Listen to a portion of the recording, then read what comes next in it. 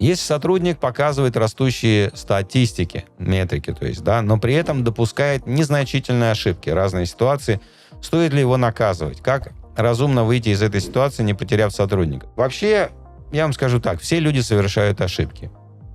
Ужасно много ошибок. Даже я совершаю ошибки. Мало, но это шутка. То есть мы все совершаем ошибки, это абсолютно нормально. Особенно, когда речь идет о какой-то деятельности, для которой нет проложенных рельс, понимаете, точно простроенных маршрутов, какой-то очень понятной последовательности. Понимаете, это не конвейер по производству кастрюлек. Большинство наших сотрудников работает в ситуации большой неопределенности. И они в большей или меньшей степени совершают ошибки. Но если там нет каких-то грубых разрушительных ошибок, которые там приведут к банкротству вашей компании, создадут такой риск, каким-то большим потерям, при этом у человека все больше и больше результатов, да, то есть его метрики, его статистики растут. То есть количество результатов, которые он производит каждую неделю, растет постепенно. Ну, это прекрасно. И если при этом это находится на каком-то приемлемом уровне, то есть это не просто рост там, с 0 до 0,1% при норме там, в 10%. Понимаете, да, о чем я говорю? Что если это приемлемый уровень, если это рост, ну, отлично, поощряйте его. Поощряйте его за то, что у него результаты растут. Они отличная команда. Никто еще не жаловался. Помогайте ему усилить то, благодаря чему его результаты растут и так далее.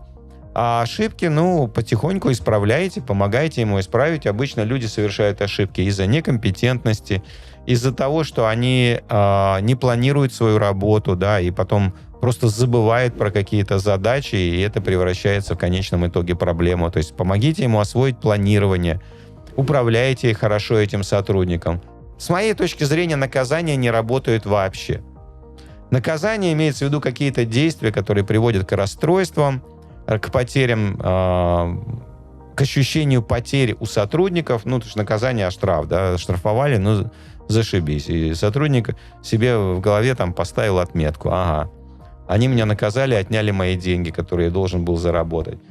И обычно это расстраивает людей, и они от этого еще хуже работают. Поэтому наказания особо не работают. Не-не-не, ты все испортил. Почему? Ведь все же как у вас. Ошибки люди совершают из-за просто некомпетентности в какой-то области. Может быть, это область личной эффективности, может быть, это область планирования, может быть, это область человеческих взаимоотношений.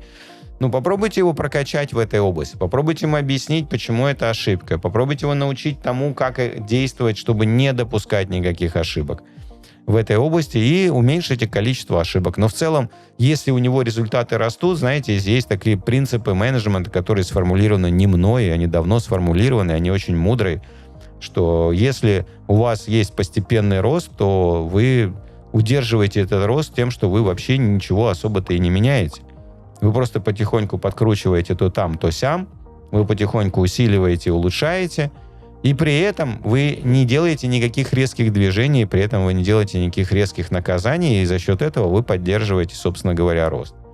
Очень часто руководителям свойственно допускать в такой ситуации ошибку, потому что им хочется, знаете, с шашкой на коне там рубануть, чтобы там все взлетело и так далее. Им немножко скучновато смотреть, что этот там продавец, он дает все больше и больше продаж, но там нет какого-то звездного скачка, а это просто происходит от недели к неделе. Я могу сказать, молиться надо на таких сотрудников. Просто молиться на них надо, потому что они молодцы. И нужно ценить это, и нужно это поощрять. Потому что благодаря тому, что у него есть стабильный рост, вы, как руководитель, можете прогнозировать будущее, вам легче управлять, вам легче согласовывать работу других сотрудников. Это, понимаете, это просто божественное состояние, когда результаты растут. Так что пойдите и дайте ему какую-то благодарность лучше.